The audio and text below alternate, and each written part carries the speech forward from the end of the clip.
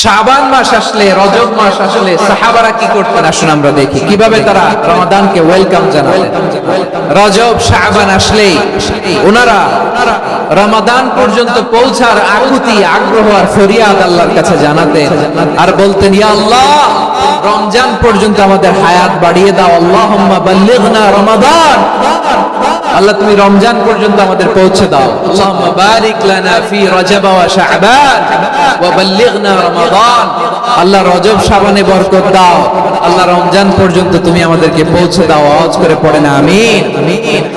আমার প্রিয় চাঁপাইনবাবগঞ্জের ভাইরা, গত বছর অনেকের সাথে আমরা একসাথে রমাদান কাটিয়েছি, তাদের অনেকে দুনিয়াতে এখন বেঁচে নাই, এরকম আছে না নাই? এই যে আরো 7 দিন বাকি রমাদান আসতে, এই 7 দিন পর্যন্ত আমরা রমাদান পাবো, কোনো গ্যারান্টি আছে? আচ্ছা, এই বছর যদি খুশনসিব হয় আমাদের, আমরা যদি পাই, আগামী বছরে যে রমাদান আমরা পাবো, কোনো গ্যারান্টি আছে? তাহলে আসুন আমরা ভেবে নেই, হতে পারে this Ramadan could be the last and final Ramadan in our life, হতে পারে এই রমাদানই হতে পারে আমার জীবনের শেষ রমাদান। ঠিক কিনা বলেন? তাই আসুন আমরা আল্লাহর কাছে দোয়া করি, আল্লাহুম্মা বাল্লিগনা রমাদান, আল্লাহ তুমি রমাদান পর্যন্ত আমাদেরকে পৌঁছে দাও। আওয়াজ করে পড়েন আমিন। ইবনে রাজব আল হাম্বলি লাতাইফুল মাআরিফের মধ্যে লিখেছেন, সাহাবারা ওনারা রমাদান কেন্দ্রিক, আমাদের সালাফ সালফে সালেহিনরা রমাদান কেন্দ্রিক জীবন কাটাতেন। ওনারা রমজান আসার 6 মাস আগে আল্লাহর কাছে দোয়া করতেন, আল্লাহ রমজান পর্যন্ত পৌঁছে দাও। রমজান চলে যাওয়ার পরে বাকি 6 মাস আল্লাহর কাছে দোয়া করতেন, আল্লাহ এই রমাদানে যে ইবাদত করেছি, এই ইবাদতগুলো তুমি কবুল করে নাও। সুবহানাল্লাহ, সুবহানাল্লাহ, সুবহানাল্লাহ। তাহলে পুরো বছর রমাদান কেন্দ্রিক জীবন। রমজান আসার আগে 6 মাস দোয়া করতো, আল্লাহ আমরা যেন রমজান পাই। রমজান চলে যাওয়ার পরে বাকি 6 মাস বলতো, আল্লাহ রমজানে যে ইবাদত করেছি এগুলো তুমি কবুল করে নাও। সুবহানাল্লাহ, সুবহানাল্লাহ। আবার এই শাবান মাসে আল্লাহর হাবিব সাল্লাল্লাহু আলাইহি ওয়াসাল্লাম সবচেয়ে বেশি রোজা রাখতেন। কানা ইয়াসুমু শাবানা কুল্লাহ, সবচেয়ে বেশি রোজা রাখতেন শাবান মাসে। ওয়া কানা ইয়াসুমু শাবানা ইল্লা কালিলা, মানে অল্প কয়েকদিন ছাড়া পুরো শাবানটাই বিশ্বনবী রোজা রাখতেন। সুবহানাল্লাহ পড়ে। এই শাবানে আপনারা রোজা রাখছেন তো? রাখছেন? আল্লাহ তুমি কবুল করো, আমরা সবাই পড়ি আমিন। মাইকের সাউন্ডটা একটু উইক মনে হচ্ছে, একটু স্ট্রং করতে হবে সামান্য। মাইক অপারেটর যিনি আছেন একটু স্ট্রং করবেন, আমার শাউট করে কথা বলা লাগছে, একটু স্ট্রং করবেন মেহেরবানি করে, মাইকের সাউন্ডটা একটু স্ট্রং। প্রিয় ভাইরা, এই শাবান শেষে আমাদের মধ্যে আগমন করবে রমাদান, এবং এই রমাদান মুবারক আল্লাহ তাআলা আমাদের জন্য সিয়াম ফরজ করেছেন। কি ফরজ করেছেন? তিনি সূরাতুল বাকারার 183 নম্বর আয়াতে ইরশাদ করছেন, রাব্বুল আলামিন বলেন, ইয়া আইয়ুহাল্লাযীনা আমানু কুতিবা আলাইকুমুস সিয়ামু কামা কুতিবা আলাল্লাযীনা মিন ক্বাবলিকুম লাআল্লাকুম তাত্তাকুন। আল্লাহ বলেন, ও বিশ্বাসীরা শোনো শোনো, তোমাদের জন্য সিয়ামকে ফরজ করা হয়েছে, ঠিক যেমন ভাবে তোমাদের পূর্ববর্তী উম্মতদের উপরও সিয়ামকে ফরজ করা হয়েছিল, লাআল্লাকুম তাত্তাকুন, যাতে করে তোমরা সবাই মুত্তাকি হতে পারো। সুবহানাল্লাহ বলেন, যাতে করে তোমরা আল্লাহ সচেতন হতে পারো। তাহলে সিয়ামকে, এই সামনে যে রমাদান আসতেছে আমার প্রিয় ভাইরা, এই পুরো রমাদান ব্যাপী সিয়াম সাধন করা, সিয়াম পালন করাকে আমাদের জন্য ফরজ করে দিয়েছে কে? রমাদানের রোজা রাখার নফল নাকি? রমাদানে সিয়াম পালন করা কি নফল? সুন্নাত। তাহলে কি ফরজ? আওয়াজ করে বলেন, রমাদানের রোজা রাখা কি ফরজ? এটা শুধু আমাদের উপরই ফরজ না, আমাদের আগে যত জাতি গোষ্ঠী পৃথিবীতে এসেছে সবার উপরে সিয়াম পালনকে ফরজ করেছে কে? সবার উপরে আল্লাহ তাআলা সিয়াম পালনকে ফরজ করেছিলেন। তবে ধরনটা ভিন্ন ছিল, এক এক জাতি গোষ্ঠীর জন্য এক এক ধরনের ছিল। আমাদের জন্য সিয়াম ফরজ টানা 1 মাস 30 দিন বা 29 দিন। কোন কোন উম্মতের উপর 30 দিন না, মাত্র 3টা রোজা ফরজ ছিল। কয়টা? আওয়াজ করে বলেন, আপনাদের কি মনোযোগ আছে না গেছে?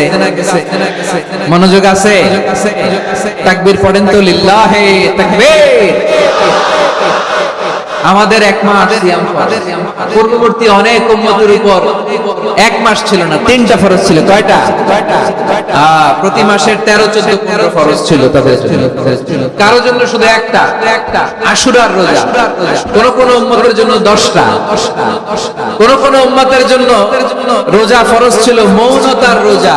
আরবিতে বলে সওমুল ইনসাত, মানে সারাদিন খেতে পারবে, পান করতে পারবে, স্ত্রীর সাথে মেলামেশা করতে পারবে, কিন্তু কথা বলতে পারবে না। কথা বললেই তাদের রোজা ভেঙে যেতে পারে। সুবহানাল্লাহ, কি অদ্ভুত ব্যাপার! মৌন সম্মতির রোজা। যেমনটি সাইয়্যিদাতুনা মারইয়াম আলাইহিস সালাম বলেছেন, ইন্নী নাযারতু লিররহমানি সাওমা ফালান উকাল্লিমাল ইয়াওমা ইনসিয়া। তিনি বলেছেন, আজকে আমি রহমানের জন্য, মানে আল্লাহর জন্য রোজা মানত করেছি, আজকে আমি কারোর সাথে কথা বলতে পারবো না। তো রোজা রাখলে কথা বলতে পারবে না কেন? কারণ ওই শরীয়তে রোজার বিধান ছিল সকাল থেকে সন্ধ্যা খেতে পারবেন, পান করতে পারবেন, কিন্তু কথা বলতে পারবেন না। কথা বললেই রোজা ভেঙে যেত। সুবহানাল্লাহ বলেন। তাহলে সব জাতি গোষ্ঠীর উপরে রোজা ফরজ ছিল, কিন্তু ধরনটা ভিন্ন ছিল।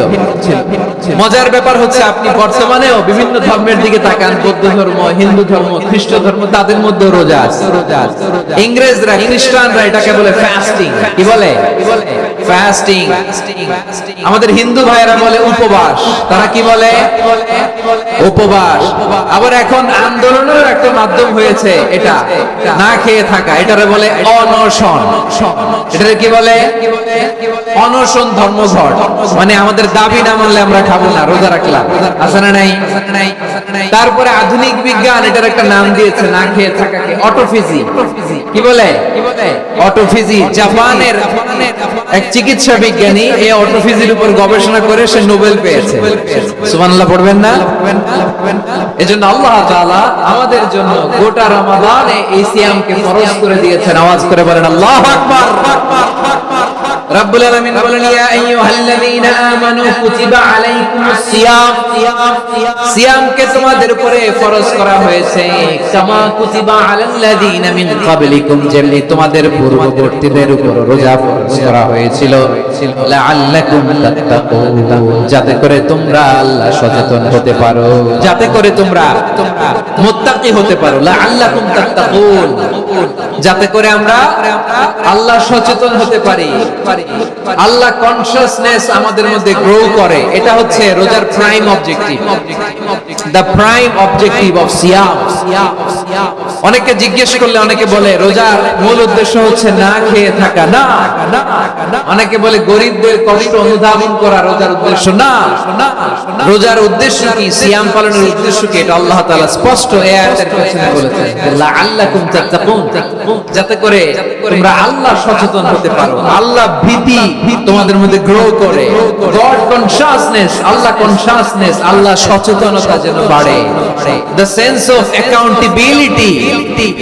আল্লাহর সুপ্রিম কোর্টের কাঠগড়া এই দুনিয়াতে আমি যাই করলাম তার সবকিছু যে পাই টু পাই হিসাব দিতে হবে। এই sense, to enhance the sense that whatever we do, Allah is watching me.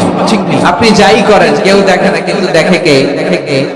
শুরুতেই তো জিজ্ঞেস করেছিলাম যে কেউ যেটা দেখে না সেটা দেখেন কে? কেউ যেটা শোনে না সেটা শোনেন কে? এর নাম হচ্ছে লাআল্লাকুম তাত্তাকুন, যাতে করে তোমরা আল্লাহ সচেতন হতে পারো, আল্লাহ ভীরু হতে পারো। দুনিয়ার কেউ দেখে না, কিন্তু আল্লাহ দেখে। এটাই রোজার মূল শিক্ষা। আমার প্রিয় ভাইরা, আপনি লুকিয়ে লুকিয়ে ঘরের ভেতরে অন্যায় করেছেন, পাপ করেছেন, আপনার বাবা দেখে নাই, মা দেখে নাই, স্ত্রী দেখে নাই, কিন্তু দেখেছে কে? আল্লাহর চোখ ফাঁকি দেয়া যায়? আচ্ছা, বুঝে থাকলে বলেন তো, সিসি ক্যামেরার চোখ ফাঁকি দেয়া যায় কি যায় না? পুলিশের চোখ, র্যাবের চোখ, বিমানবন্দরে কাস্টমস অফিসারের চোখ, কিন্তু আমার আল্লাহর চোখ? সবাই বলেন, আল্লাহর চোখ ফাঁকি দেয়া যায়? এই সেন্সটা নিয়ে আসা নিজের মধ্যে, whatever I do, Allah is watching me, যাই করি আল্লাহ দেখে। লাআল্লাকুম তাত্তাকুন।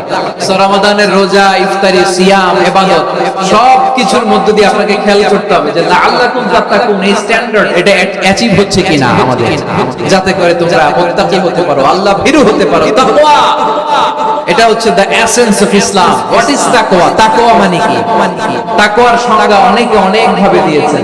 আমি সরাসরি সাহাবাদের কাছ থেকে একটা সংজ্ঞা আপনাদের শোনাচ্ছি। ওমর ফারুক রাদিয়াল্লাহু তাআলা আনহু উবাই ইবনে কাব রাদিয়াল্লাহু তাআলা আনহুকে জিজ্ঞেস করেছিলেন, ইয়া উবাই মা হুয়া তাকওয়া? হে উবাই, তাকওয়া কি? তাকওয়া কাকে বলে? উবাই ইবনে কাব তিনি প্রশ্নের উত্তর না দিয়ে উনিও আবার প্রশ্ন ছুড়লেন। তিনি বললেন, ইয়া আমিরাল মুমিনিন, আমা সালাকতা তরিকান যা শাউক? আপনি কি কাঁটাযুক্ত রাস্তা দিয়ে মরুভূমিতে কখনো হেঁটেছেন? যে রাস্তার চারদিকে ক্যাকটাস, গুলমলতার কাঁটা, হেঁটেছেন? ওমর ফারুক বললেন, নাম, হেঁটেছি। বালা, হেঁটেছি। কাইফা আমিলতা, কিভাবে হেঁটেছেন? ওমর ফারুক বললেন, শাম্মারতু ওয়াজতাহাদতু, আমি আমার জামা, জুব্বা, চাদর আঁটোসাঁটো করে গায়ের সাথে এমন ভাবে মিলিয়ে রেখেছি, এমন সাবধানে হেঁটেছি যাতে করে মরুভূমির ক্যাকটাসের গুলমলতার কাঁটা আমার গায়ে বিঁধে না যায়। উবাই ইবনে কাব বললেন, ফাযালিকা হুয়া তাকওয়া। আরে তাহলে আপনি ঠিকই জানেন তাকওয়া মানে কি। এটাই তো তাকওয়া। ওই রাস্তা দিয়ে যেভাবে হেঁটেছেন, পুরো দুনিয়ার জিন্দেগিটা এইভাবে সাবধানে চলার নামই হচ্ছে তাকওয়া। চিল্লায় বলো ঠিক কিনা? এই দুনিয়াতে পাপ পঙ্কিলতা থাকবে, শয়তানির হাতছানি থাকবে, অপরাধ প্রবণতা থাকবে, নফসের খায়েশ থাকবে, অন্যায়ের হাতছানি থাকবে। সব কিছুকে দোলে মুচড়ে পেছনে ফেলে সাবধান হয়ে এই দুনিয়ার সিরাতুল মুস্তাকিমের পথে চলতে হবে। যে রাস্তা শুরু হয়েছে দুনিয়াতে, শেষ হয়ে গিয়েছে আল্লাহর জান্নাতের ভেতরে। চিল্লায় বলেন ঠিক কিনা? আমার প্রিয় চাঁপাইনবাবগঞ্জের ভাইয়েরা, এটার নামই তাকওয়া।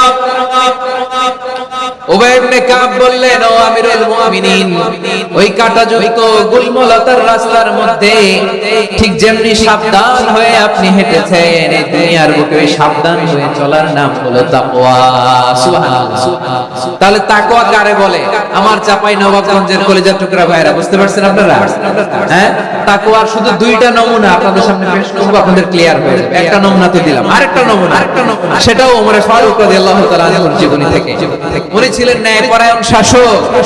রাত্রিবেলা প্রজাদের কি হাল হাকিকত, কি অবস্থা, ঘুরে ঘুরে প্যাট্রোলিং করতেন পুলিশের মতো। তো সারা রাত প্যাট্রোলিং করে সারা রাত তিনি ঘুরেছেন কার কি অবস্থা দেখে শেষ রাতে তিনি ফিরে আসতেছেন। তিনি থাকতেন, সেই বুখারীতে এসেছে, কানা ইয়াসকুনু ফি আওয়ালিল মদিনা, মদিনার উঁচু এলাকায় থাকতেন। তো ফিরে আসার সময় উনি একটা প্রাচীর বেষ্টিত ঘরের পাশে দুইজন নারীর কথোপকথন শুনতে পেলেন। কয়জন নারী? দেখি আপনাদের মনোযোগ আছে কিনা, বলেন কয়জন নারী? একজন বৃদ্ধা, একজন যুবতী। উনি কান লাগিয়ে শুনতে পাচ্ছেন। বৃদ্ধা মা, ওমর ফারুক কাউকে দেখতে পাচ্ছেন না, শুনতে পাচ্ছেন। বৃদ্ধা মা তার যুবতী মেয়েকে বলে, এই তাড়াতাড়ি উটের দুধ দহন করে উটের দুধের সাথে পানি মিশাও, তাইলে কালকে বাজারে মদিনায় বেশি দামে বিক্রি করা যাবে, লাভ হবে অনেক। বৃদ্ধা মহিলা এটা বললেন। যুবতী মেয়ে উত্তরে বলে, মা আপনি জানেন না আমিরুল মুমিনিন খলিফাতুল মুসলিমিন ওমর ফারুক দুধে পানি মিশানোকে দণ্ডনীয় অপরাধ বলে ঘোষণা দিয়েছে, জানেন না? এবার বৃদ্ধা মহিলা বলে, আরে পাগলি, এই ভোর রাতে আমিরুল মুমিনিন ওমর ফারুক আসবে কোথা থেকে? উনি আসবে কোথা থেকে? ওনার পাইক পেয়াদা সিকিউরিটি আসবে কোথা থেকে? কেউ দেখবে না। আরে কেউ দেখবে না, তাড়াতাড়ি দুধের সাথে পানি মেশাও। এই কথা যখন মা বলেছে, যুবতী মেয়েটা চমৎকার একটা উত্তর দিয়ে তিনি বলেছিলেন, ইয়া উম্মি, ও আমার মা, লাউলা রাআ উমর লা রাআ রাব্বু উমর। ও আমার প্রিয়তমা মা, আপনি ঠিকই বলেছেন, গভীর রাতে উটের দুধে পানি মিশালে ওমর দেখবে না, কিন্তু মা খেয়াল রাখবেন, ওমর যদি নাও দেখে, ওমরের রব কিন্তু দেখে। চিল্লায় বলেন ঠিক কিনা? দিস ইজ কল্ড তাকওয়া। লাউলা রাআ উমর লা রাআ রাব্বু উমর। ওমর দেখে না, কিন্তু ওমরের রব দেখে। চিল্লায় বলেন ঠিক কিনা? এজন্য রব্বুল আলামিন বলেন, লা তুদরিকুল আবসার ওয়া হুয়া ইউদরিকুল আবসার ওয়াল লাতীফুল খাবীর।